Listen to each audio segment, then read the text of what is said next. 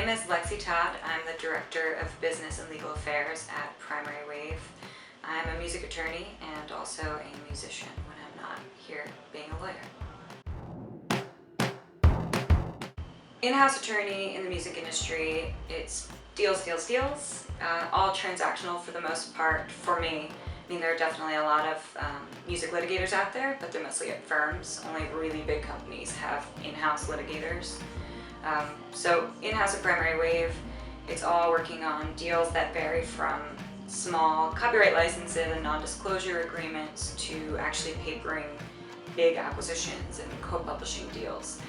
It's really the whole process, starting with the idea of what the deal is about, to papering it, making sure everyone internally is on the same page, sending it out, and then negotiating it with the other side. What I really like about deal making is that you and opposing counsel, even though you're on other sides, represent different clients, you're trying to get to the same result. You're trying to make a deal versus in litigation, you already are against each other and you want different results. You don't want to make a deal. You want one person to win, one person to lose. It's a zero-sum game, which for me, I could never do. So I really enjoy being on the transactional side of it and actually getting the artist signed to the management company they want to be with, or getting the writer signed to the publishing company they want to be with, i.e. Primary Wave, in both of those examples. So what made me go into the music industry was being a musician. I actually never intended to work in the music industry, on the music business side of things. I actually avoided that my entire life, thinking I didn't want to turn my passion into something I had to do, until I ended up in law school. Pretty much by accident. I went to school for philosophy and political science, and those things don't really lead to careers after school. So I was looking for something to do after the band that I was in at the time that I thought was going to be the end-all be-all. Turned out wasn't actually that serious and needed to do something. So I took a full scholarship to law school, which got me to New York. Still thinking I was just going to be a musician. And then when 3L, which is the final year of law school, rolled around, I decided that music law was maybe a thing I could try out. I interned at the company that I'm still working for now and have been a music attorney since, while still pursuing my artist career on the side. So it was a little happenstance, but now I'm really happy with both. And I never thought that I would work in the music business. In terms of other women in the music industry that I follow, mostly attorneys, of course. But Dina LaPolte is a very famous female attorney, and her firm has a lot of strong women in it. And there are also other mostly female law firms that I follow. Alter, Kendrick & Barron, two of the partners there are both women, and they are like the preeminent attorneys on copyright acquisitions. And then there are a lot of music management groups that are female-owned now, like Blue Eyed Bailey, which I follow, and a lot of female artists. On my artist side, I try to work with as many women as possible. I work with a company that's all women as well. It's called B Squared Management. And it's really important to me to work with as many women as possible on the creative and business side because, like I was saying before, there are fewer of us and there are far fewer of us in executive positions. So as much as possible, we women need to seek out working with other women, which isn't always possible, of course, but at least for me, in my separate artist project, I have the choice of everyone that I'm working with. So I try to work with as many women as possible. On the artist side, other female musicians I'm inspired by a lot. I listen to pretty much mostly women. I've noticed over the past, I would say 6 months, I've slowly transitioned into only listening to female vocalists, which is kind of funny to realize, but I think makes sense as I'm trying to seek out more collaboration with women. Big fan of Maggie Rogers. On the other end, Phoebe Bridgers, Ravina, who's a local New York City artist, Emily King. The list goes on and on and on. But all women who are very vocal about women's rights and feminism too. They all seem to have that in common.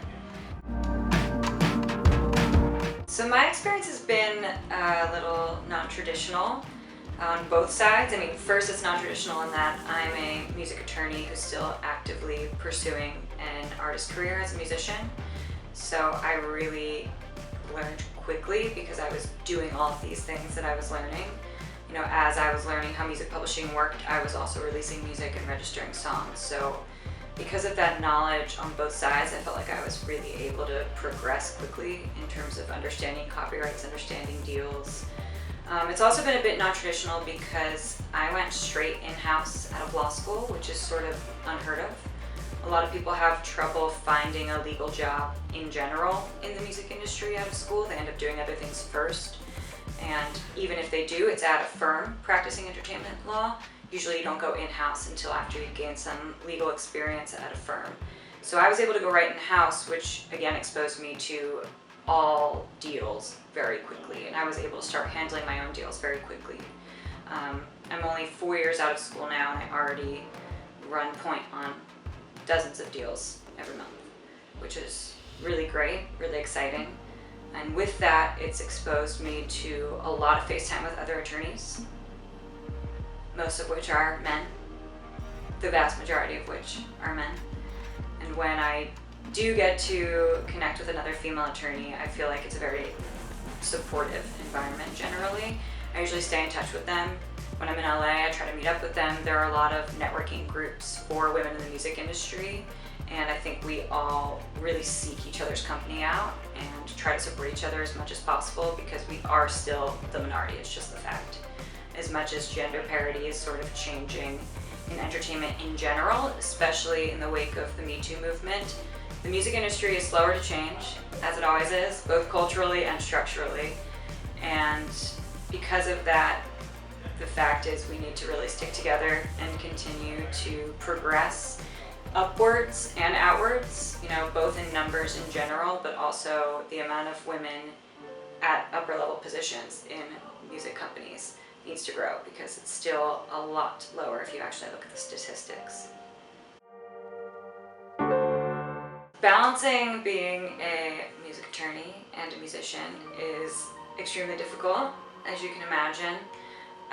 Obviously it's a time crunch, and I've increasingly been working more and more as a music attorney since I graduated, until it's just been full-time for a couple of years now. And in addition to it being a time crunch and difficult just to balance the sheer, breadth of it all, it's tough from a personal level. It's tough because you kind of have imposter syndrome on both sides. You think, as a music attorney, I'm already a young female, I'm already the youngest person in the room, the person least likely to be taken seriously in the room, and I'm an artist. So then they're like, okay, what do you know?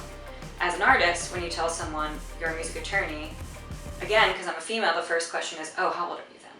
You must be older than I think. And then the second thing is, oh, this is a hobby for you. You're not a serious musician. So I think the existential crisis of doing both is actually more difficult than timing. I mean, time is time. Time is everyone's enemy. There's never enough time in a day. And I've sort of gotten used to balancing everything and being as productive as possible without burning out, which is something most musicians do. But yeah, really just being taken seriously at both and feeling okay with doing both has been something that's taken me a long time. I realize as a woman in particular, you're constantly getting told to do one thing. It's the classic struggle between being a mother and working, or being a wife and not being at home, and all of those things that for generations and generations we've worked to overcome. I think we still have that deep within us, even when it comes to pursuing your passion and a day job. You think you have to choose one at some point, right? You can't do both forever, but why not? You can do both forever. I'm doing both still. And I think that's taken me a really long time to accept. Only recently I've accepted myself for both a music attorney and a musician with no end in sight doing both of those things.